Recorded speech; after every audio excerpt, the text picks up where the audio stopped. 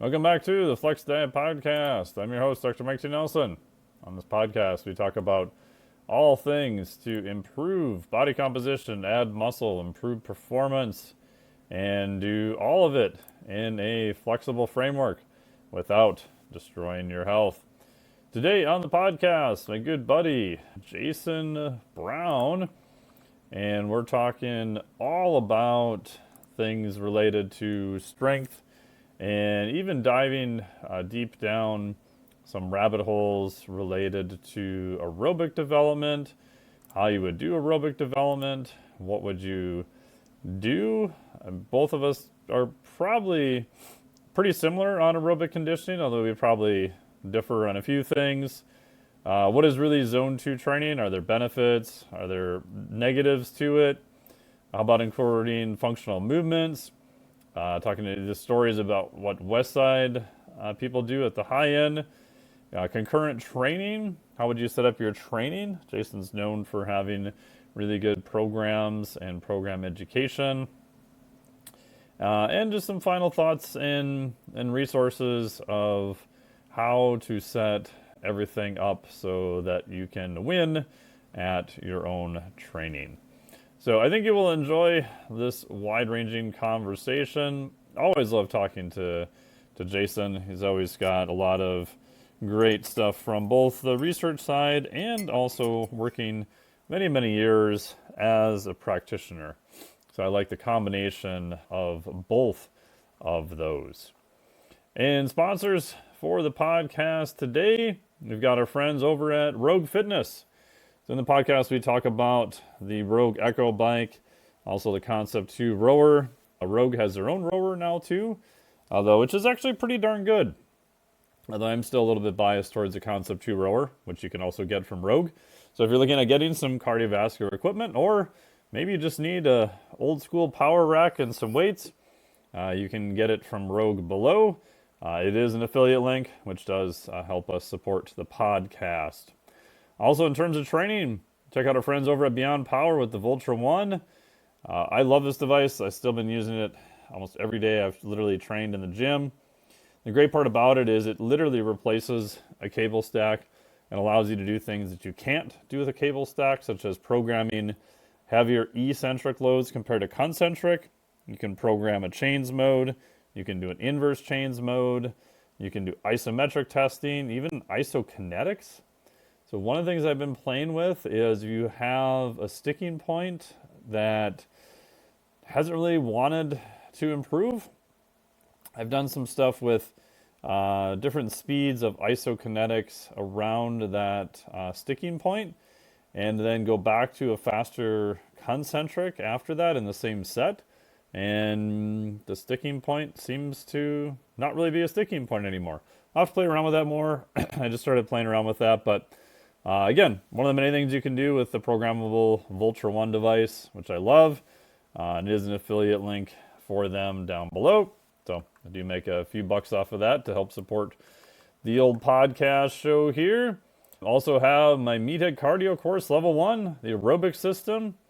You can check that out there with the link. Basically a full breakdown of everything from the theory of why you need aerobic training for meatheads.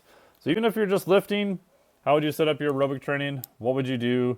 What are the principles you need to understand? And then I give you a ton of different protocols. We talk a lot about some of the protocols actually even in this podcast, and a bunch more there.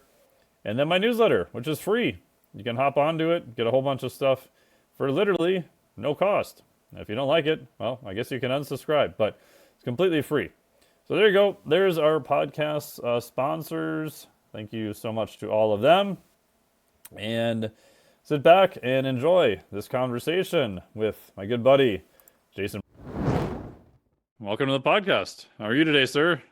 Thanks for having me. I appreciate it. It's great to be on and reconnect. I know we connected a while back in, geez, must be what, 4 or 5 years ago now.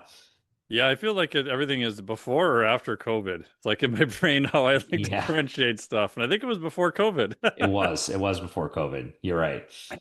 Yeah, I was out at Mr. Russon's house there. Hmm. Yeah, that was fun. Yeah, that was a good time. Yeah. And so I know you're doing all your online stuff, and you primarily work with people online. Do you do any in-person stuff at all anymore or not? No, I said goodbye to in-person back in 2016. I owned a gym for 5 years, and prior to that, did the whole intern strength conditioning, personal trainer at a commercial gym, trained a lot of people when I was in the military. And then when I got out of the military, I opened my own gym. And I started in the online space around 2015, and it kind of just took off very, very fast. So my wife and I made the decision to focus solely on that and sell the gym that we had to an owner or to a member at the time. And that was the last time that I really was training anyone in person, which I mean, it seems like a while ago now, but Yeah. it doesn't feel like that long ago, really. Yeah, I did the in-person thing for a while, worked at a gym, then went to another gym, then the gym I was at filed bankruptcy on me. Didn't bother to tell me, even though I was training people out of their facility. I found out by going to train there like one night by myself, and they said, we're closed, we filed Mm. bankruptcy. If you're a trainer who works here, please write to this number. And I was like, dude, I was here yesterday. Like, I get it. Wow. You don't want to No tell notice. everybody in the thing, but you could pull me aside and be like, hey, bro, yeah, like we're closing tomorrow or in two Hmm. weeks or something like that. So I did the follow all my current clients around at whatever gym they ended up at for a while. And I was like, this sucks. I hate this. I'm trying not to be their trainer, but I sort of am. And you're driving every which way. And so I ended up calling up Jim Wendler at Elite FTS through Eric Cressy, put me in touch, Hmm. and bought a rack, bought a bar, bought a trap bar, flat bench, made my own platform, stuck that in my gym, started training some people there for a while. And I was At like, home. oh, at home, yeah. Yeah. And my whole backup business plan was, I don't know if this fails horribly. I have a really nice gym in my garage. So this is, this is my whole backup plan. That's a good backup plan. I mean, you can't lose on that. No. And then I realized like, even general population, I was surprised like how many people you forget like in the gym like don't want to go there. They think everybody's looking at them. They've never really done much exercise before. Because I was thinking like no one's gonna want to come to this crazy guy's garage. But it actually ended up working out better for a while. And then I ended up going back and just doing everything online, probably around the same time you did again. Like yeah, probably 2000, yeah, 13, 14, somewhere in that point. So Hmm. yeah, it's I like it. Yeah, it's kind of funny. I remember writing training for friends and family, and this is like back in the days where we didn't have really anything. It was just through email. You Yeah. sending off their training in an email to them, and that was kind of like my first online, if you will. And that was, I mean, that was like 2007, 2008. Hmm. And then, when I started in the online space, I was writing programs for CrossFit gyms, and I was using Google Sheets to deliver Yeah. 100 plus programs. And it was over time, it was 100 plus programs. But I think when I hit around the 100 gym mark, I realized, okay, I need a better system here because Google Sheets for 100 plus people and updating them every month is just not efficient No. at all.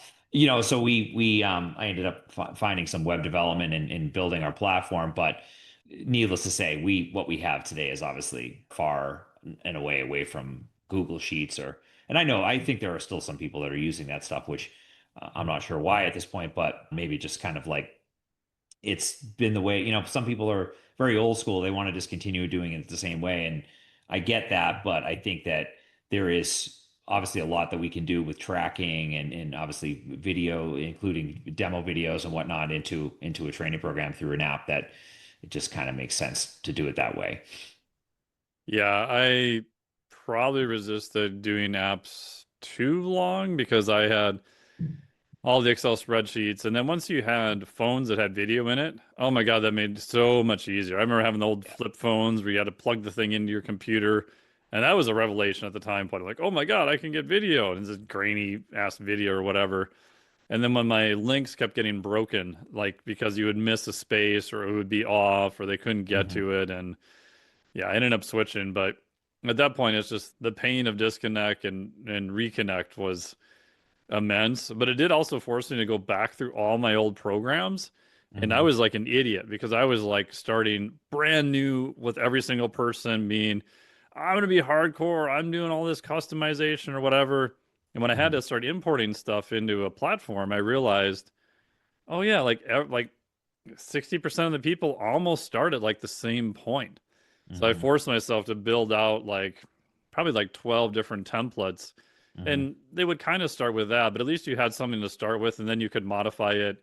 And then this kind of like they'll go off on their own journey with what they have going on and it'll end up being different. But yeah, I wish I would have done something like that sooner, but I guess I didn't really know what I was doing initially either, so maybe it would have been a disaster. Yeah, I mean that's always kind of like hindsight's 2020. We could have done it that way, and maybe that would impact how things are right now. But I think at the end of the day, everything goes the way it's supposed to go. I think we are supposed to go through those trials and tribulations in order to get us to where we're supposed to be. Yeah, Not now to I get too feel like spiritual, but yeah, totally. I do think there's a lot to that. Yeah, now I feel like I saw something the other day. I won't say any names, but supposedly these trainers were making 100,000 a month training people one-on-one doing custom online programming. And I just Mhm. sat down and did, okay, if they're charging 1,000 a month, which that's still 100 people. I don't know. There's maybe there's some freaks that can do it, but it seems almost impossible to track that much They're stuff and absolutely be not. customized. They're You absolutely can't. not. No, it's impossible. I think, at the peak for one-on-one, and one-on-one for me is one-off. So yes, they're on a custom program. It's very specific to their needs, their goals, their injuries, and of course, we go through a whole onboarding. But what I teach coaches is having essentially 80% of your systems of programming very concrete. So if we Mm-hmm. use this system that maybe biases conditioning, or use this system that is a balance of strength training and conditioning and so on and so forth. You have those systems that are basically 80% complete. Now, the 20% is exercise selection and different equipment because they have a well-equipped home gym, or they have specific movement patterns that they cannot do. That what allows you to have the level of customization that's needed to prioritize that individual's needs. But to say that you're writing 100 programs for 100 different programs, I think that people, well, first of all, I don't think the industry standard is that anyways. Even what you see with business coaches online is, Yeah. use one template and use one program and basically deliver that same program to everyone, maybe make some tweaks. I would go as far as saying I don't think a lot of them are even making any tweaks, because I don't think a lot of them actually know how to make tweaks, which is another Yeah. story in and of itself. So I think that it's certainly possible, but I think the truthfulness, the transparency is, I would be very, very surprised if anyone was actually writing 100 custom programs. Yeah. And then if you do anything on top of that, like you're making changes, you're taking in injuries, you're doing nutrition and lifestyle and sleep and stress, and God forbid you monitor anything, resting heart rate, HRV, output Hmm. performance, whatever. I'm like it. I think we are getting better as an industry, realizing that you can do pretty legit coaching online, depending Hmm. upon the population. But I think on one hand, I think we're doing a better job of realizing how much work that is. And on the other hand, I still feel like there's people just trying to sell this dream of, if you only had 50 clients online, you can just retire to the beach and put your feet up. And I'm like, Yeah, no, I mean, it obviously, the more you charge, there's obviously more touch points. And then, if you take into consideration things like you mentioned, resting heart rate variability, then that adds another layer to what you're potentially doing on a day-to-day basis. So I do think it can be done. I do a high level and I have one-on-one clients, but it is not a highly scalable part of my business. My yeah. scalable part of my business is my training subscription, which you can sign up for right now and you get access to. It's a program written for the masses for a very specific avatar, but that's $39 a month as opposed to $700, $800 a month. Hmm. So very, very different in terms of price point. Yeah. And with your high-end clients, do you do nutrition, sleep? Like, what do you kind of look at with that? I'm always curious in asking other trainers in the industry I like and respect because and I probably do a poor job of this too. I live sometimes too much in my own ecosystem and have no idea what anybody else is doing. Yeah, no, it's a good question. So I do a full assessment with everyone that comes in to my world, and that assessment includes, and I think it's funny. I think you might have asked me about it when I spoke at the Real Coaches Summit about I did different actually, tests. yes. Yeah, Yeah, now yeah. it just kind of jogged my Yep. memory. But when someone comes on board, I do a full assessment, movement assessment, so their foundational movement patterns, even how they walk, and of course looking at different postures, which I think is you've got the movement side of things, which is its whole thing. And then you have things potentially like heart rate variability, which I think is a great way to look at someone's level of fitness, but also how well they're recovering between sessions. Resting heart rate, obviously another great metric that we can use and leverage with certain things, certain modalities in the training. And then getting kind of a really concrete view of what they can do. Because I think that at the end of the day, a lot of coaches just make the mistake of saying, this person, they're paying a premium to work with me so they can train 5 days a week. I tend to see that most people, whatever they think they can do is not what they actually can do. Oh God, no, it's not even usually close. So people hold on to this model in their heads like, hey, when I was in my 20s, I trained 6 days per week. I was in the best shape of my life, and I want to get back to that. Hmm.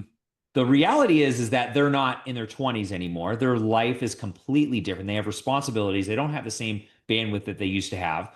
So people hang on to this version of themselves as like this is the standard that I want to try to adhere to, when in reality it's not realistic. So I try to go probe as much as I can for what someone can actually do. And I actually test them a little bit in their initial programming to see how Yep. compliant they are. So movements, conditioning, I do a few different conditioning tests. I do, some of the ones that I use for my own, kind of that's more unique to what I do with the individuals that come on with me is a 60-second recovery test on an air bike and then a 10-minute test on the air bike for calories. And that's something I have kind of just used as a whole. And I think that, you ever have a variety of people that say like, oh, the Cooper test is 12 minutes. Why not just do that? And there are a lot of things that go into that. If I'm going to have someone run for 12 minutes, most of the people that come on board probably not going to be a good fit for doing that. Most people that come on board with me though do have access to an air bike. So I've kind of tailored some of the assessments that I deliver based on the ideal client that's the fit for me, which again may be very different than yours or someone else listening. But having that information about what they move like, their training history, obviously injury history, all of this stuff allows me to understand what is the best path forward. And that path forward might evolve over time. The first 8 weeks we might go a certain direction. It's funny, I've had three new guys come on board with me, all over, 40 plus years of age over the last few months, and they've kind of all fit into the same model of training, which is a model of training I teach that's more biasing aerobic conditioning because they're A, high stress, B, their HRV score is really poor, C, the resting heart rate is relatively high, and then D would be their lifestyle is very high stress. So you have all these things as kind of like the perfect storm for saying, hey, we probably don't need to add more stress into an already stressed out system. Let's try to bring you back down. And what I usually see is that those individuals, and these guys actually right now, a few of them are now starting to hit like personal records on their squat. They're squatting more weight with more ease. They're able to do the conditioning at a lower heart rate. I mean, so all of these things physiologically just start happening when we can prioritize what the needs are based on their stress levels, based on those metrics I mentioned. And that's kind of an ongoing process, but the initial intake, we gather all that information and then we use systems that are already pre-built. I use systems of programming as far as like how I'm going to bias different qualities. And that's kind of the path forward for at least the short term. Most of the people that I bring on come on board usually for a year, which is really nice because I think you probably would agree with me that people that are over 40 years of age, this is a slow process. We're not doing 12-week transformation. If you want a 12-week transformation, I'm not the coach for you. I'm a lifestyle. I'm going to help you live better for the long term, more sustainably, help you get in shape for the beach next year. But Rome wasn't built in a day. We have to do it slow. We have to ingrain these patterns. We have to ingrain these habits. And the way we do that is we take this approach of being more of a marathon as opposed to a sprint. Yeah, I agree with that. And I bet you find that those people's VO2 max is dog shit.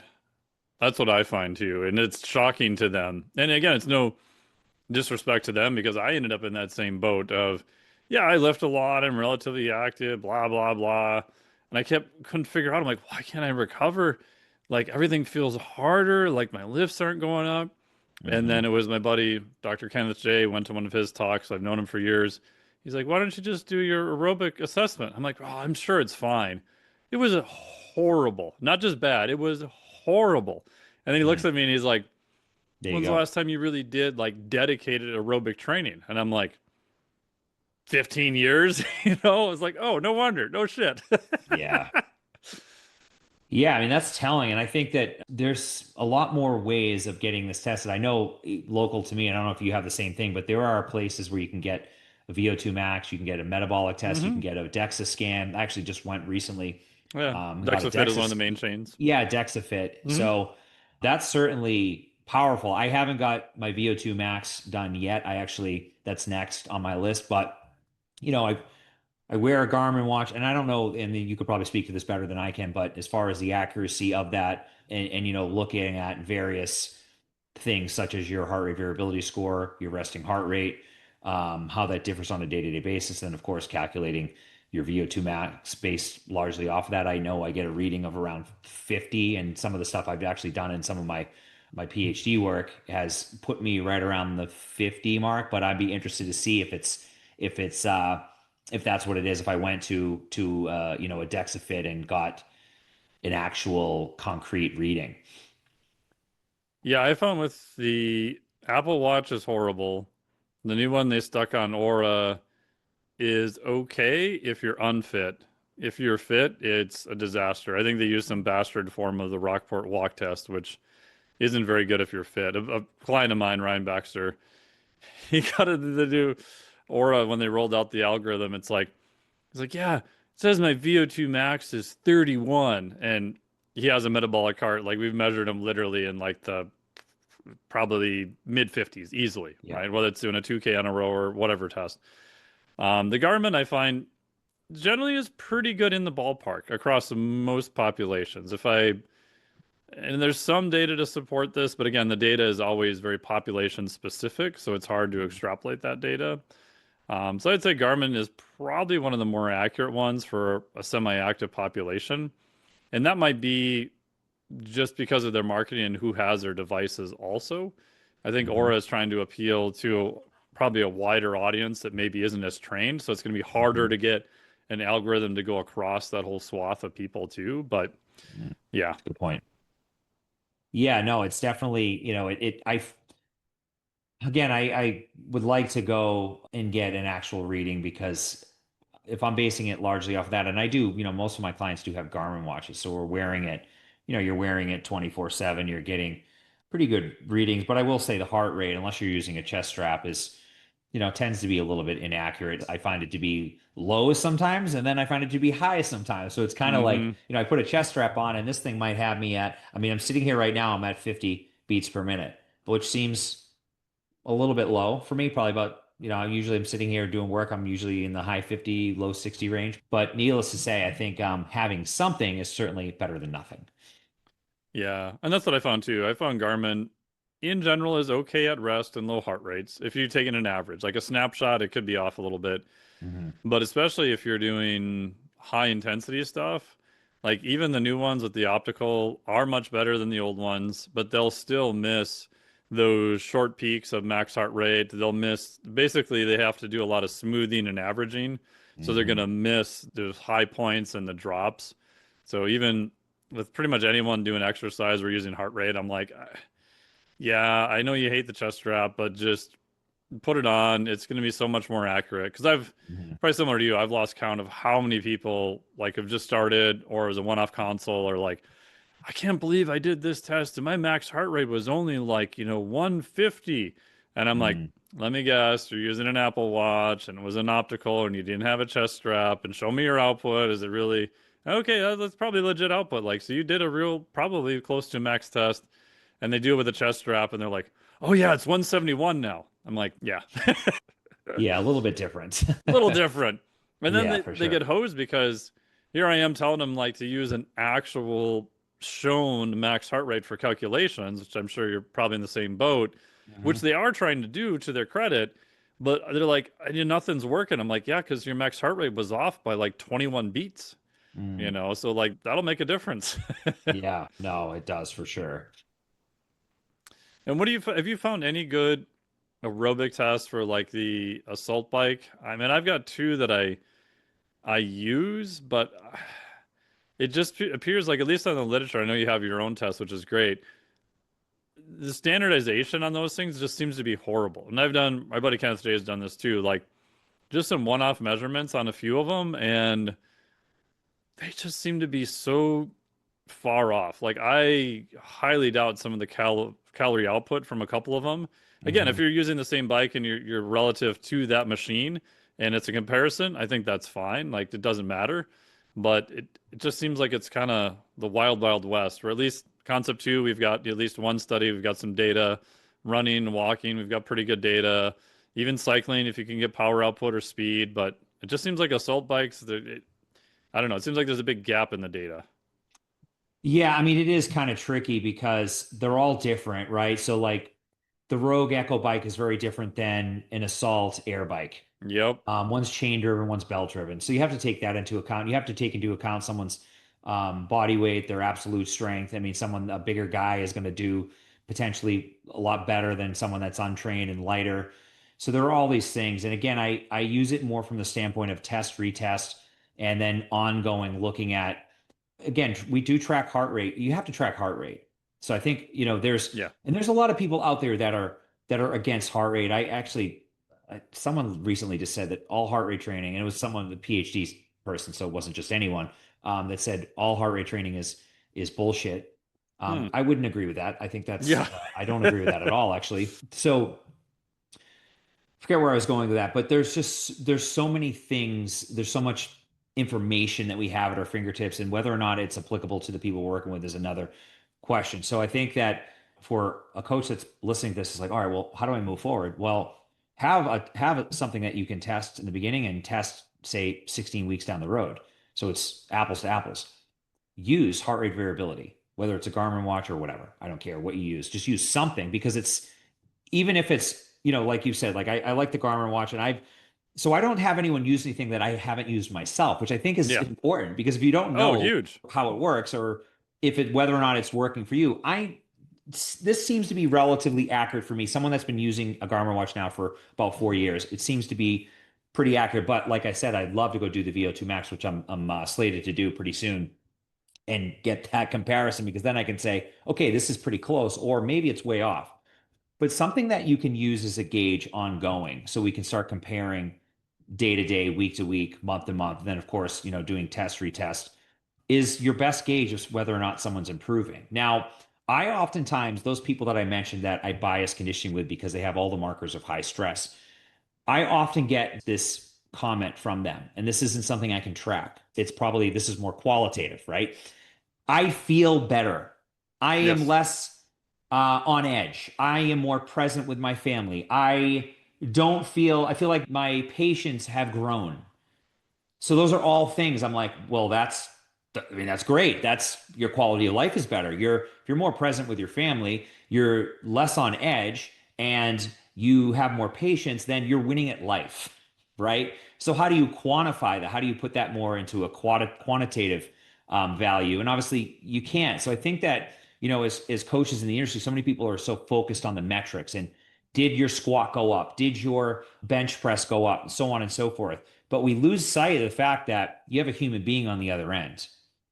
And my goal for the people I work with isn't necessarily to make them squat or bench more, it's to have them live a higher quality of life, to have them be more present with their family. And as you get older, you realize these are the things that mean the most, anyways, right? It's, in my 20s and 30s, metrics were everything. Now, yes, I still care, but I care more about being present with my family. I care more about having lower stress and living longer and having a higher quality life outside of the gym. So these are all things I think that when you bring some light to the power of that stuff, and then show how that connects to qualities of fitness.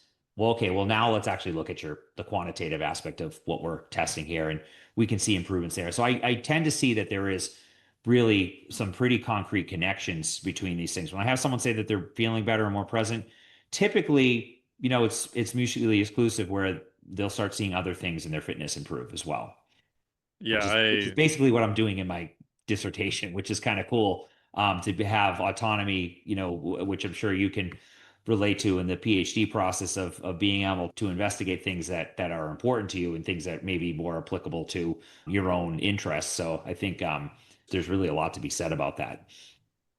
yeah, and one quick comment, and I'll ask you about what you're looking at in your PhD. For me, it feels almost sort of weirdly full circle. Like, because when you do exercise phys, like you get beat over the head with cardiovascular physiology, which is great. Like everyone should know it, super important. But part of me was like, where's all the lifting studies? Where's the hypertrophy studies? Like, where's the athlete studies? And then over time you realize, oh, well, we had treadmills, we had metabolic carts with Douglas bags. Like we were limited on, what we could actually study going back, many, many decades, 100 years all the way back to A.V. Hill and people like that.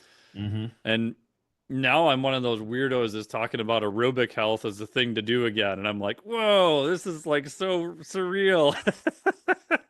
I mean, I'm with you. I never thought I would be discussing the things that I'm discussing now. I mean, back 15 years ago, strength training was just seemed so much cooler. And, I think a lot of people were under the impression that strength training and aerobic conditioning didn't mix and that you shouldn't mix them because they're different pathways and the interference effect. Oh no, the interference effect, Oh guys. It's no, watch it's out a, for it. it's a, it's a Especially you, do bro, that trains 3 days a week. and it's people are still saying that, and there's still podcasts that are saying this stuff. I Oh won't name any no. names, but they're talking about muscle blunting signaling, and I don't think anyone needs to actually know the pathways and know the difference between AMPK and mTOR. But I do think that trying to take the information of potentially one study and then say, well, this is the end all.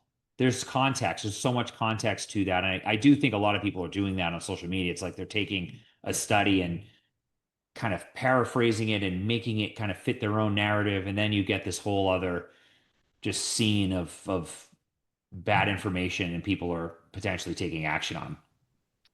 Yeah, I won't name the guy's name, but that's happened. Well, not just him. There's been a couple people who've tried to make the argument to me that aerobic training doesn't matter at all, and there really isn't anything really as aerobic training. And I'm like, what? What are you Is even that the Olympic lifting talking guy? about? Because I had a battle Is with one of him. those guys too, yeah. And I'm like, He cited Arthur Jones, I think. yeah, they all tend to come from that line. If you go back far enough, almost all the people I've had this type of interaction with go back to that sort of beginning. And I'm like, on one hand, I'm like, I am trying as hard as possible to see your angle, and it just doesn't compute. Like I have no idea. Well, I mean, I think, we could unpack that. I mean, why Yeah. why does someone think that aerobic training doesn't matter? Well, I think the first thing is that they just don't understand how it works physiologically, how it differs from weight training. And I think you and I both know that there are just the differences between the two are very distinct Hmm. in terms of, and I think you did a post. Did you do a post about preload, afterload, contractility? Yep. You were talking about mechanisms of the heart, which is I it's funny not to shit on your post, but I feel like we're social media now is like I wish people would appreciate that stuff the way they used to like 5 years ago when you and I used to write like 3,000 word articles Yeah. for T And get Nation. paid for them. We get paid for them. I wish that stuff like I saw that and I was, obviously I geek out on that stuff the way you do, but I think that, the first piece of this is that people equate heart rate to being like all things are equal. If heart rate is the proxy for aerobic or just improving overall fitness conditioning, then we can do that any number of ways, right? We could swing Yeah. a kettlebell, we could push a sled, we could get on a treadmill, we could do 20 rep sets of back squats. Yeah. My But heart rate went up, bro. It's aerobic training. my heart rate went up. Well, so let's play devil's advocate. Well, you could also do cocaine and your heart rate will Yep. go up, Oh yeah. right? You could have a hard bowel movement and your heart rate will go up. So does Yeah. that mean that, you do cocaine and your heart rate's at 140? Does that mean that you are going to get better for your 10K training Probably not, because there's no, well, you know that all the mechanisms of the heart that you just mentioned, we're not, it's very, very different, right? Yeah. Physiologically, it's very, very different. You don't have the same amount of cardiac output. So I think heart rate gets confused. It's funny. I had someone not that long ago was like, they wanted proof. They were like, "Oh, I don't need to do conditioning because my Apple Watch says that I'm actually in zone 2, zone 3 with most of my weight training." And I was like, "Well, it's really not the same thing, and here's why." And he said, "Well, what's your proof of that?" And I said, "Well, this is cardiac physiology. I don't need any Yeah, that's the proof. principle, I don't bro. need a study. I mean, we know that, if you lift weights, you increase intramuscular pressure. And when you increase intramuscular pressure, you have this whole cascade of things that happen. So trying to compare and say, like, all right, well, we're going to get the same efficiency, the same cardiac output as if we went for a jog, a 30-minute jog. Again, they're two very different things, and they have specific places in a program. And if we just kind of just take that alone to say, like, okay, well, heart rate is one aspect of it, but how hard the heart works is another aspect of it. And then if we have any type of isometric contraction, what does that do to blood flow? What does that do to venous return blood back to the heart? What does that do to stretching, of creating more cavity volume? So again, all these things which I can see, now where this gets confused. Yeah. And I do think that it's becoming more and more known. More and more people are saying, like, hey, they're not the same thing. So don't confuse because your Apple Watch says you're in zone 3, you're not really doing zone 3.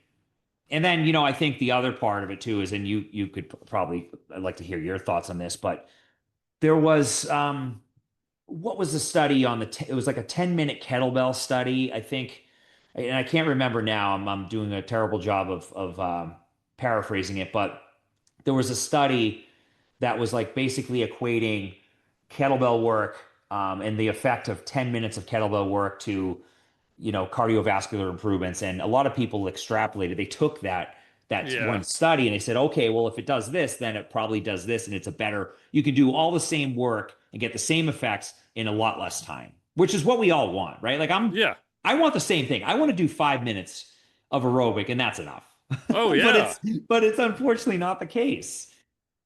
Yeah. And I think the Dr. Kenneth J was actually one of the authors of some of those studies and had published some VO2 max protocols. And it's ironic that he was the one coming out a few years after that, well, many years later, like championing like old school aerobic stuff, and he's like, yeah, it probably went too far in that direction. He's like, the study's not bad, it's not invalid.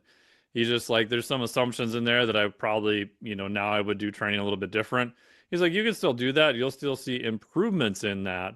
But he's like, it's not the exact same thing as aerobic training, which is hilarious because he's the one who did some of those actual original studies, like saying that. So, Yeah.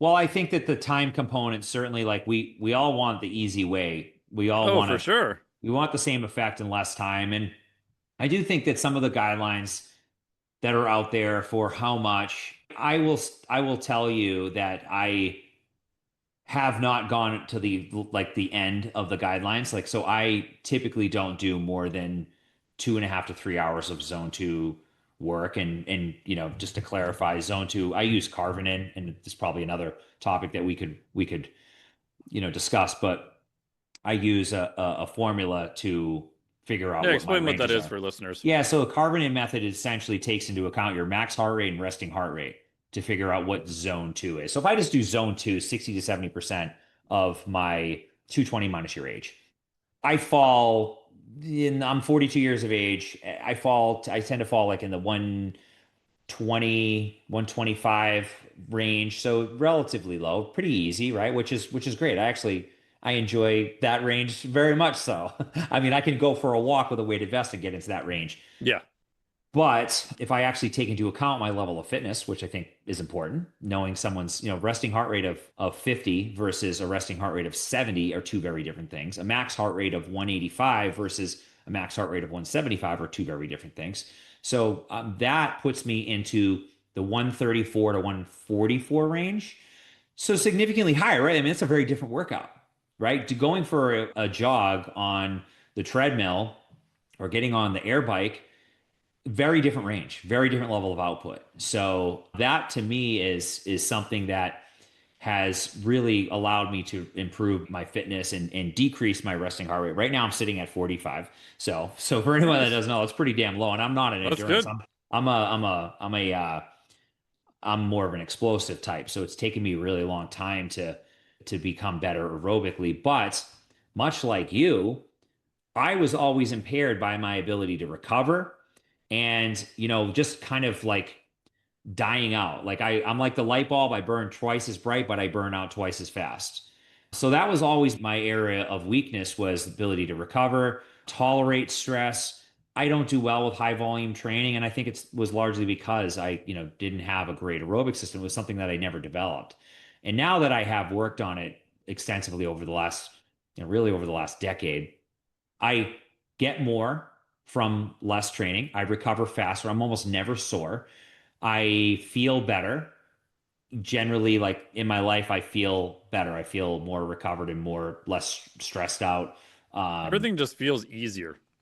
Everything feels easier. So I think it's been one of those things for me. And people often say like, "Well, aren't you not as strong?" And I don't focus on strength anymore, but I will tell you that my body composition is better at 42 than it was at 32.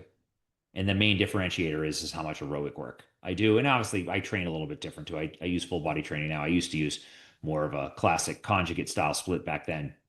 Now I use more of a full body conjugate split, which is, again, similar yet different. So all of that stuff, again, evolves over time. Like, we're not the same people. 10 years ago, it's a different person, different mindset, different person, different goals. And now, fast forward to present day, these are the things that align better with me. Get a lot from doing prioritizing a little bit more conditioning than I do strength training, which I never thought, in a million years I'd be Yeah. saying that I am going to do more cardio than I am strength training, but here we are. Yeah. You had mentioned zone two, and I was like going through all your stuff, and I've known your stuff, and we've chatted many times before. Mhm. And so I was trying to find stuff. I'm like, God, is there anything like I actually kind of disagree with? And maybe it isn't. Like, I am not a big fan of zone two. I'd much rather that the average meathead do zone three. I'm not saying zone two is worthless. I mean, anytime you can do movement versus no movement, by all means, like, please go move. Mm, But my biased opinion is I think we've kind of oversold the benefits of zone two unless you're a crazy elite athlete. And even in those situations, I wonder how much of it is just getting the crazy elite guy to not go pound their dick into the dirt every day and make them do zone right. two, right? What are your thoughts on all Yeah. of that? Yeah. I mean, I think, well, first and foremost, I think that the prescription zone two, there's more to it, as I just mentioned, using an actual concrete formula. The Carvenin formula, which again takes into account your resting heart rate as well as your max heart rate, is far more accurate, and it's going to be a very different range. Like as I've said, it's 10 to 15 beats per minute change for myself, which is two entirely different things. So that considered, I think that is a very clear distinction. For the people that I see that come into my world, the people that are on my training, people that are working with me one on one, I have yet to see someone come to me that has like no stress. Almost everyone comes to me as high stress. And I mean everyone. And I have thousands of people on my training right now. My training subscriptions, I've got about 1,000 people on my training that are training with me on a regular basis. So I get a lot of data there. I see, I have a private community with all the individuals that are on my training. So I hear a lot. And literally, I have thousands of testimonials from over the years. And I'm not exaggerating when I say that. I have literally folders of testimonials. And the thing that I tend to see with these folks is that they are more type A. So they come from the world of more competitive sports. A lot of them did CrossFit because CrossFit was very competitive and it kept them in the space where they could scratch that competitive itch. And now their training has to align more with their lifestyle. A lot of them are very similar to myself, so I can relate to them on a very deep level. And I see that these people need some form of stress inoculation. And the aerobic training, albeit there are a lot of ways to skin the cat with that. So I don't program it just the traditional way that you'd see most, like, hey, just do cyclical. which cyclical is great for anyone listening. Cyclical is a great way to go. I do bias more cyclical because it does keep blood pressure lower. There's not as many muscular contractions, so we still have the ability to have it be sustainable across longer durations, and of course, get all the great adaptations that we're looking for. But I do mix in a lot of other things. So it psychologically looks different. It looks like a training, 30 to 40 minutes of cardio. That's boring. Like as my kids would say, my 9-year-old daughter would say, boring. No one's doing 30 to 40 minutes of cardio. However, if I have you do a 45-minute, as many rounds as possible of air bike, ski erg, rotational kettlebell swing, single arm farmer carry, maybe a couple body weight movements, so 5 or 6 things where it kind of looks like a training session, people are excited, they're motivated to do it. So they do these things. I trick them into doing the things that I want them to do. And by doing that and being able to control the things that are in that training session, again, biasing more of the cyclical component, they get not only do they get lower intensity work, but they get some other broad peripheral adaptations that we wouldn't normally get if we just did cyclical. And on top of it, too, it's a way to kind of like bridge the gap between their higher intensity sessions. So I think that programming is art, but I also think that it is a science and an art, and there's a combination of those two. So you have to understand the psychological aspect to the way something looks, the way it feels. So I think to answer your question, the way I do it, I think that the benefits are just endless. I think people, the more and more they buy into it and the more and more they see the results, how it carries out on their life outside the gym as well as their fitness, it sells itself. And now I look at the metrics on my training of, thousands of people, and I see compliance levels on the aerobic days just as high as the strength days. I know that, all right, there's something good happening here. People are doing this stuff because typically you would see the aerobic days being much lower compliance. Like, and it's funny, I run a test on this where I gave the option. I said, do 45 to 60 minutes of cardio, cyclical cardio. And I gave them the option. I laid it out. You could do air bike, whatever cardio piece you have access to, just do it, or pick 3 or 4 of them and do it for 45 to 60 minutes at a conversational pace. You don't even have to track your heart rate. Just do it conversationally. The compliance was drastically lower for those days. And I mean, like, you'd have on one training program, you'd have 550 people. And on a strength day, you'd have, say, 300 or so complete a strength session. On an aerobic day, you'd have like 45 complete that session. Now, when I plug in something that resembles, like what I mentioned, where it looks like a training session, they don't know physiologically how it's different, but they know that it looks like a training session. The compliance was drastically higher. You'd have, you go from 45 to like 280 on that same, physiologically, it's like this almost the same thing, but psychologically, it's an entirely different ball of wax. So Yeah. I don't know if that answers the question, but I find it to be the context of it. If you can trick people into doing it, and it's a kind of a bridge between their higher intensity work and it brings them down, it kind of gives them some easier stuff within their week. I find the benefits to be just, again, the reputation of it, the way I do it, it is really an integral piece of this puzzle. Yeah, I mean, I like that. And that's why I like having, shocker, conversations with real people, not yelling at each other over Instagram over a 10-second clip you saw of whatever. Mm, And I would actually agree with that. Like like some of the stuff I got from Cal Dietz, I do some stuff I call peripheral heart action, like goes back many, many decades. So he has like little circuits where you would do step up on a bench with your right leg, press a light weight overhead with your left, or do a mhm, row here, do a press there, do this rotation, that rotation. And you look at it on paper and it looks kind of confusing. And Cal's a crazy man, so he's got, 60 stations set up. So I'll simplify it to like 10 or 12 or 6 or something maybe. mhm, And it looks simple when you do it and you're like, this is lame. But surprisingly, your heart rate goes up more than what you would expect, but not into zone 3 or zone 4 or anything like that because the weights are pretty light. But you're mhm, moving the whole time. You're getting contralateral movement. You're getting rotation. You're getting all these movement patterns that you're probably not getting exposed to at all. Like, I think mhm, the average person who is very stressed has an issue of their stress in a normal physiology should be coupled to movement. And for like 10 hours of their day, they're sitting at their computer, stressed out of their mind, not coupled to movement. So any movement I think we can inject into that system is going to be beneficial. And if you can get some heart rate adaptation from it, you can get different movement patterns. Like I'll have people do that and then go do the goat drill a couple times. This crazy drill where you're running around cones, passing balls around yourself. Like just anything to get more, I think, complex, just old school play recreation into their training, I think is going to be like a huge win overall. I mean, I love that idea. I think you mentioned something about that to me years ago, but I never, and I read Cal's book and I don't remember that being in there, but maybe it was because that was a long It's time in ago the now. second one now because Oh, I it's was in the the second one. co-author. Yeah, well, you have to send me some of those because I mean, I I'll think that send you one.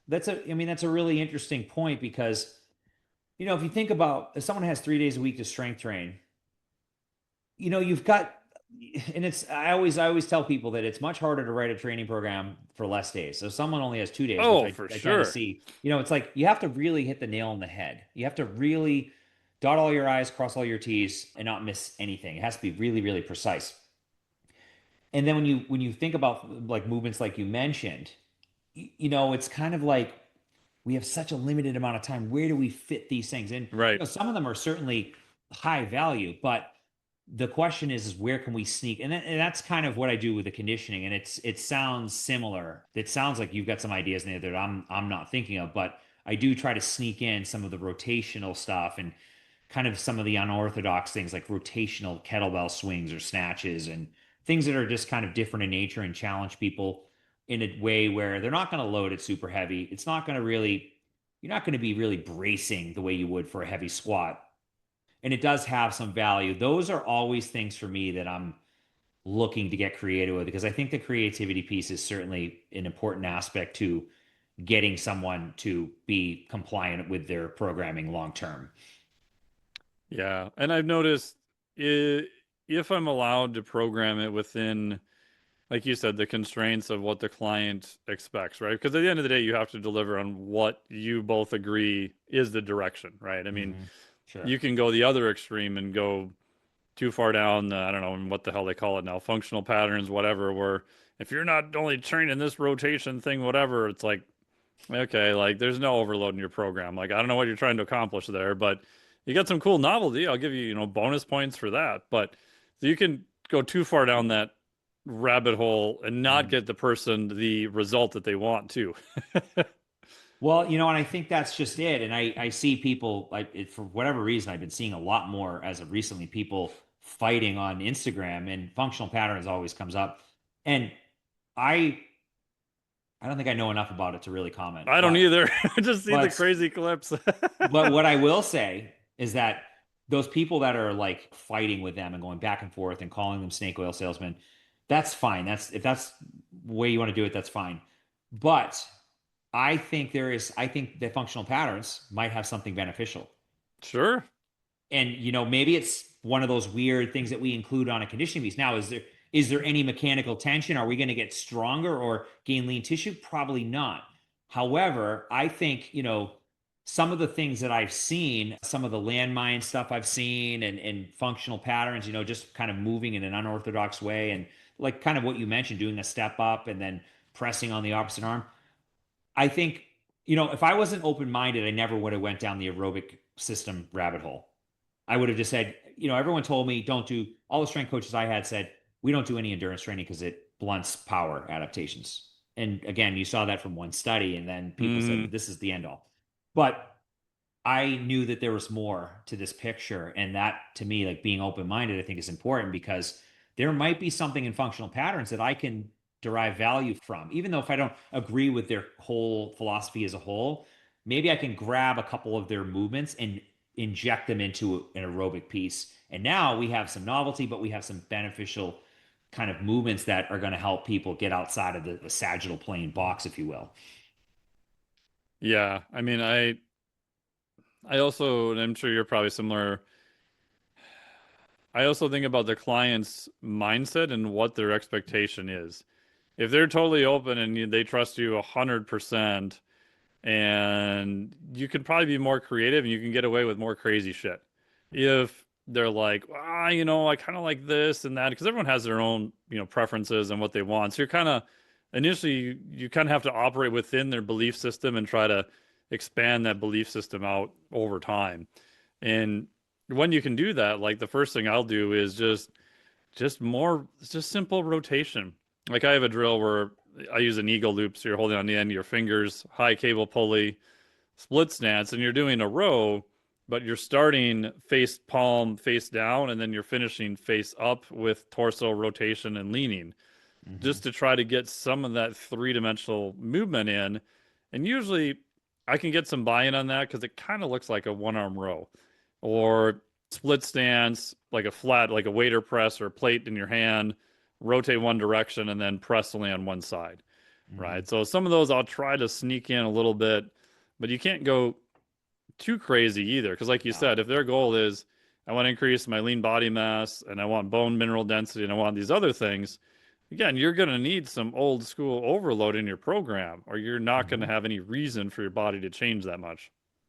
Exactly. Yeah, and finding that balance is key, but I definitely like the idea of being able to sneak some of that stuff in there. It is beneficial for, and people are always kind of surprised, anytime you have rotation, a press, that type of thing, where they're like, wow, this is super awkward, and then they get better pretty quick.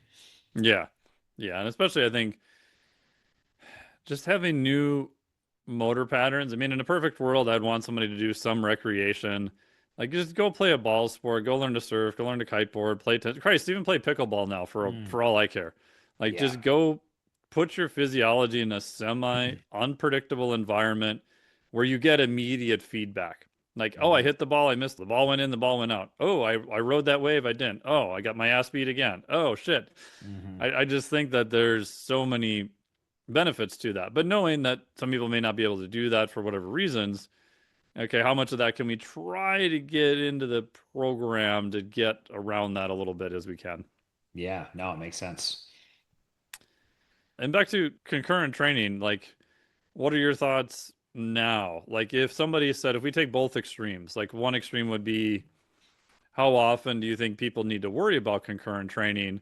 The other extreme being, if I wanted to design a study where I would have an interference effect, what would that study look like? So if I'm going from one extreme to the next, like does the average person need to worry about this interference effect with concurrent training to, okay, you're going to be paid a whole bunch of money and this is unethical, but we want you to design a study to probably try to air quotes prove that there is such a thing as the interference effect. What would that study look like?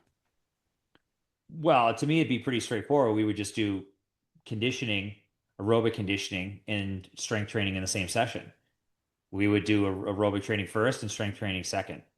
I mean, that would be a very classic way to have interference take place. Now, if you use something like running as that form of conditioning, and then you do strength training, power training, there is an effect of doing that. And this research has shown that. The Yes. research has shown that order matters. Where it happens in the week, where it happens in the day, is it the same session? And again, there's so many studies in my literature review in my dissertation. Now, I went through a lot of great stuff, and I think you can point to any number of studies, but everything that I have seen as a whole points to the frequency, the intensity, the order, where it happens in the day. Is it in the same session? Is it in the same day? How many hours?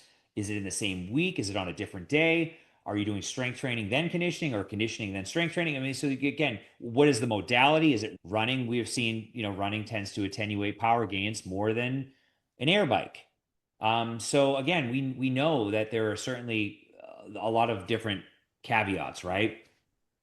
What I have seen over the years, and I always credit Louis Simmons because I think Louis Simmons had this model of strength training and conditioning, and he didn't. I don't know if he actually knew that he was building. I mean, he knew that they were building a base of fitness, and he always talked about GPP. But I think Hmm. physiologically, I don't know if he knew exactly how it was playing out aerobically. But they knew that they felt better when they would do max effort lower on Monday, and then they drag a sled on Tuesday. Yep. for a long duration. And they would do hundreds of reps of band work. And, they would do these kind of mini workouts, he used to call it. And then the next day they do max effort upper. And then the next day they would drag the sled again and do again high volume band work or reverse, things that don't have a lot of axial loading. And so he was using those mini workouts, those aerobic sessions. I mean, dragging a sled, a light sled for a mile, that's an aerobic event, people. Now, if you Mm-hmm. keep the load light enough where it's consistent, you can go at a steady state. I would be willing to bet that those powerlifters that were doing that were probably in the 130 to 140 BPM. And the times I went to Westside, I was always shocked by the level of fitness that these guys had. People think that Yeah. powerlifters are just fat and can't walk upstairs. And I'm sure that there are plenty of people out there that fit that mold. But those guys there didn't fit that mold. They were pulling the sled for a mile. They were doing a wheelbarrow for 800 meters time trial. And they were doing, again, aerobic events, doing an 800-meter time trial with a wheelbarrow. That is an incredible level of fitness. They would walk in the belt squat for 5 minutes. Someone that's done that knows that it's a different level of fitness. And that's in the context of the only thing Louis gave a shit about was winning powerlifting events. He wasn't Exactly. doing it to aerobically condition people. Like he did it because it worked. They weren't worrying about longevity or being present or having No. patience. They were worried about their lifts. And I think that's telling. And I probably don't tell that story enough because I think it is a really, really interesting story to when you look at Louis Simmons as such a strength and power coach, but the conditioning was equally as important. And he knew that it was important. And if you read any of his books or you see him in any of his podcasts or YouTube videos, you'll hear him say that. But I think that all this stuff matters. So where it's executed matters. The type of modality matters. If you are running an ungodly amount of distance a week, could that interfere if you're trying to also improve your squat, bench, deadlift? Yes. So these are things that we know to be true. We can selectively choose. Now, what I will say is that I have trained, for whatever reason, I've trained a lot of marathoners. I have never done a marathon, just for the record. But I have trained a lot of marathoners over the years. And I have always had the marathoners that work with me. And I actually worked with this woman who was really high level a couple years ago. And I had her dragging, we did a lot of longer duration sled drags, 2 full body strength sessions per week. And she was getting a DEXA scan done at the time. And in conjunction with doing a fair amount of road work. She actually was doing less road work when she started working with me because I had her doing some things to build strength, but also give her some aerobic benefit. And she hit PRs without losing any lean tissue. She actually gained lean tissue working with me and hit a PR on her Boston Marathon time. So even that's an extreme, right? Like no one I Sure. know is doing that much road work. No one I know is doing 4 to 5 hours of zone 2 work a week. No one. I mean, I'm hard pressed to see people do 2 hours a week. Yeah. So I think with that said, if you're doing 2 to 3 hours a week of zone 2 and you're, doing some strength, dedicated strength sessions, and maybe you have a heavy, you're working on, some more heavy submaximal or maximal effort. Maybe you do some speed work, some dynamic effort, some plyo work, and of course, hypertrophy work fits in there. You can improve lean tissue. You can get stronger, but also build your aerobic system. But you have to consider all of those things, right? It's not just I just throw all this stuff in and expect the outcome to be there for me. It has to be done strategically. It has to be done ordered the right way. And all of this stuff is important. And I think that programming is, as I said, it is very, very important. People that are just throwing out programs and having the clients do the same program, like that's the wrong answer. It should be unique. It should be done with a level of detail. And you should be able to manage all of those things. And by doing that, you can get someone in a position where not only is their longevity improved, but they can also see improvements in whatever quality of fitness they're going after. Yeah. And if you have that client come up, you should be able to justify every component that you stuck in the program, not just because, I don't know, it Yeah. sounded cool. Like whether You should that's experience, whether that's research, whether that's anecdotal, but you should have some level of logic of why you did each thing that's in there, or you don't put the thing in there. exactly.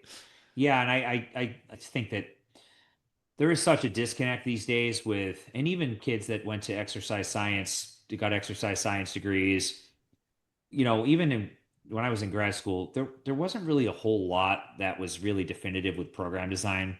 It No, was kind almost of none.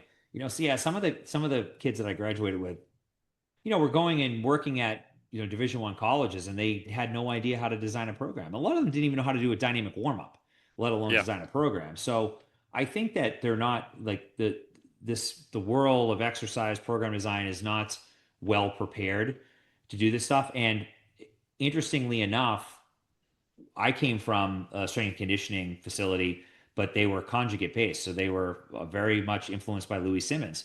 And I've seen that the powerlifting community, so many of these guys, they might not even know anything about physiology, but they can write great programs because they've been in the trenches, they've strained under weight, they know what works, they know what doesn't. They might not know anything about research, but they know what works. And a lot of these guys tend to be very good at writing programs. And, I've scoured all over Louis Simmons' books over the years. I've read every single book. I went through his certification back years ago. And what I tend to see is kind of this commonality between the volume being very realistic, 4, 5, 6 exercises per session, more quality, very, very logical exercise order, very sound fundamentals of programming. You're not seeing 7 sets of 10 lat pull down like you see in some programs where it's just like an ungodly amount of volume for local movements. Like you might have someone doing, I've seen programs, I've reviewed programs on YouTube, and it's like 5 sets of 20 bar dips. It's like, who the hell is doing What? 100 bar dips? Unless you're a gymnast, like who's doing that many dips? But you see programs like that out there. And the programs out there like that, the people that are writing them, they haven't trained enough to have experience to know that that's not practical. Yeah. No. So I think that the powerlifting community as a whole, I tend to see a lot of great programming come from that world because those guys have just an intimate level of knowledge as far as what is realistic and what actually works. Yeah. And now, as my new complaint, you're seeing people who I may love their research and they're well intentioned and usually very well educated, Hmm. but they've never trained a single person in their entire life, which is fine. Just for God's sakes, don't give out protocols then. Like talk about principles, talk about studies, that's cool, but if I hear one more Hmm. person say that Tabata was the best thing ever, or everyone needs to do the Norwegian 4x4. I like the Norwegian 4x4, but if you read that study and you look at the actual output, those people aren't hitting 4 rounds 100% of VO2 max. Like, look at the Tabata say 170% of VO2 max. That study Mm. was designed for elite people not to make it through. Like, so Right. you can't. That's like my new pet peeve of like it. I get it. That looks good on paper. Like, yes, that was done with a real population, but anyone who's ever tried to take a direct translation of that to something that wasn't that population will find out within rep one that wasn't the best idea. Well, you know what? And they haven't done it themselves. No, So do it because they would yourself. know. Right. And that's, how much learning do you get by doing? I mean, that's, Oh, I think, and so it's such an much. important piece of the puzzle is like you can go get a PhD and never do any training yourself. You might be book smart, but you got to do the training. You have to be in the trench. You got to experiment. I mean, I think everyone should be a guinea pig first before you're writing programs for anyone else. Be Yep. a guinea pig for 5, 6 years, which I know, like by today's standards, that's probably too Dude, that's an long, but eternity now. I mean, that's an eternity. But like when I went and worked went from being an intern and working at a facility where all the programs were already written, I didn't have to write anything. And then I went to a commercial gym and was a trainer there. I wrote all my own programs for myself, but I took all the programs I had from the facility and I extrapolated. I took a lot from those programs and wrote my own program. So I had like a template per se that I used to write programs. And then from that is where you start learning about other things and you start learning, oh, well, this worked and this didn't, and this seemed good on paper, but it actually was terrible. And then of course, when I was programming for CrossFit gyms, I mean, that is like the ultimate lab to test things because you have a Sure. window of time you have to get things done in. You have 60 minutes to run a class and everything's got to be perfect. You need to know how something feels. You need to know how long something's going to take and how much time people have to do this and get their equipment and so on and so forth. So I think that there's just an incredible level of knowledge to be gained from doing it and being your own guinea pig and just practicing what you preach. Yeah. And I think it's, as someone who's a trainer, I always go back and forth on this myself. Like, I know I've probably cost myself progress in terms of my own performance by trying other stuff, but my higher priority is to try new things because that's where you're gonna learn, and that's what people are paying me money for. Hmm. So Yeah. even if it kind of derails my own training, or I mean, most of the shit that I do doesn't work out, let's be honest. Like, Yeah. I've gotten a little bit better over time, but even like I played around with doing a 6 minute progressive for cardiovascular stuff. It sounds super simple now, and you're like, yeah, just do 6 minutes, no warm up, do it on an air bike or do it on a rower.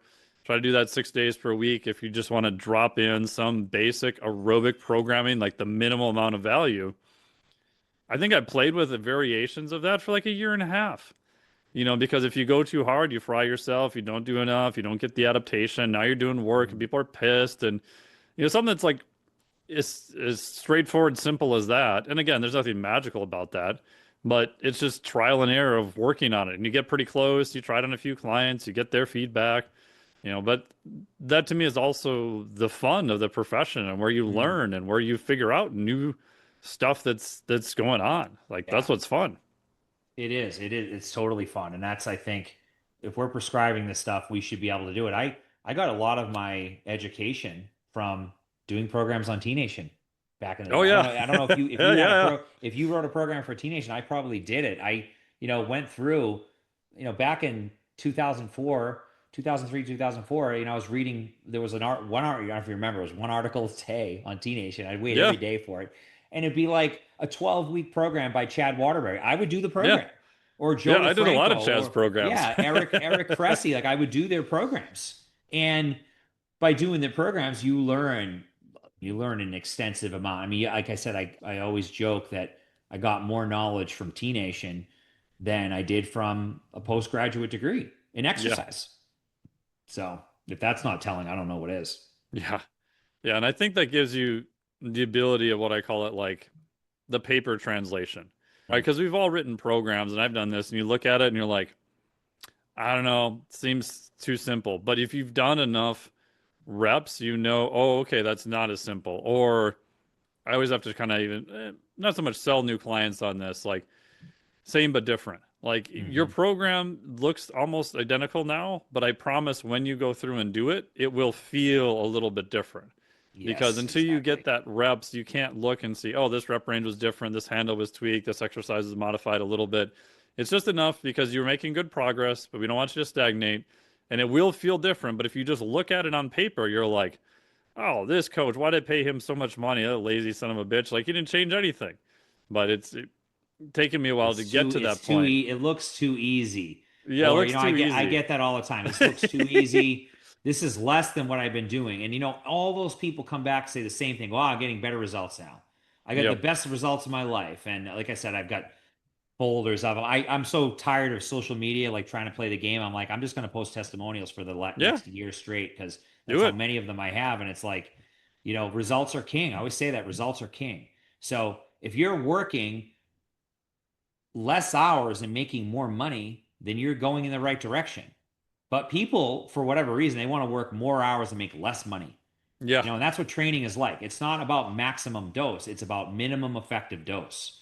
So, what is the minimum effective dose? Well, I don't know. I know what works for me. I know what works for people that are on my training, but everyone is very different, right? So, the way we figure that out is we got to be intuitive, and then you have other tangible data points like HRV, and you can retest conditioning metrics and obviously gauge, more qualitative how you feel on a day-to-day basis. But there's just so many variables, and at the end of the day, the best possible thing is just being consistent 365. Be Yeah. consistent 365. Don't worry about your intensity, worry about your consistency. People are always majoring in the minor. It's like they want the special secret squirrel protocol, but they walk 3,000 steps a day. They eat 100 grams of protein a day. They sleep 6 hours a night, but they want to do the secret squirrel program. It's like, dude, you're not even like doing any daily movement. You eat like a 2-year old, you're eating like drinking half your calories. It's like there's a whole world of results with just fixing some of these simple things. Yeah. It's like I'll take a poor program violently executed over like the perfect program that nobody ever did, like all Exactly. day, every day. Yeah, for sure. No, I'm with you. Awesome. Last question. Rapid fire. What would you say are 4 things people should know about concurrent training? Concurrent training is, I think a lot of people don't even really know what that means, but there's so many different like catchphrases, hybrid and obviously CrossFit. So concurrent training is you're just training different qualities of fitness. You're training for strength, you're training for endurance in the same program. Now, there's a number of ways that you can do it, but if you were to take anything from this episode, do those things on separate days and don't go to the extreme end of intensity and volume. Just do it slowly. Like I said, Rome wasn't built in a day, but do some days that are easy, do some days that are hard. It's like that's the Hmm. simplest way to do it. You do some easy days with conditioning or doing some cardio, and you do some harder days with strength training. Simple as that. Awesome. That works. Where can people find you? I know you've got a ton of programs. Tell us about everything you got going on.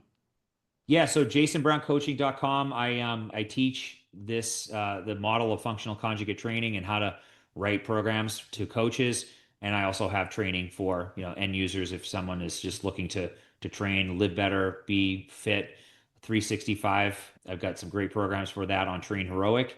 And yeah, social channels are all Jason Brown Coaching. So feel free to reach out there. Awesome.